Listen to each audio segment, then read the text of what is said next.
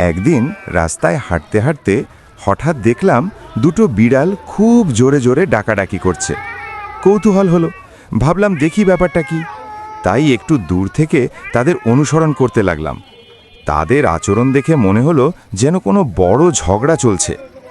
আরও কাছে গিয়ে দেখলাম ব্যাপারটা বেশ মজার।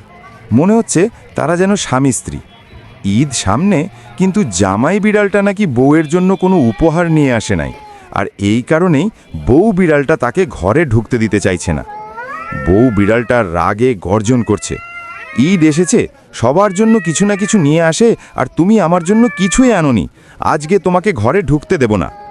জামাই বিড়ালটা আবার নিজের মতো করে বোঝানোর চেষ্টা করছে, শোনো, আমি তো ভেবেছিলাম ভালো কিছু কিনব, কিন্তু বাজারে ইঁদুরের দাম এত বেশি যে কিনতেই পারলাম না। এই কথা শুনে বউ বিড়ালের রাগ আরও বেড়ে গেল। শুরু হলো তাদের ঠেলাঠেলি আর ছোটোখাটো মারামারি। আমি দাঁড়িয়ে দাঁড়িয়ে সেই দৃশ্য দেখে হাসি আটকাতে পারছিলাম না। তখন মনে হলো শুধু মানুষের ঘরেই না, মনে হয় বিড়ালদের সংসারেও ঈদের উপহার নিয়ে ঝগড়া হয়। শেষে ভাবলাম এই পৃথিবীতে ভালোবাসা আর অভিমান, এই দুটো জিনিস মানুষ আর প্রাণী সবার জীবনেই আছে।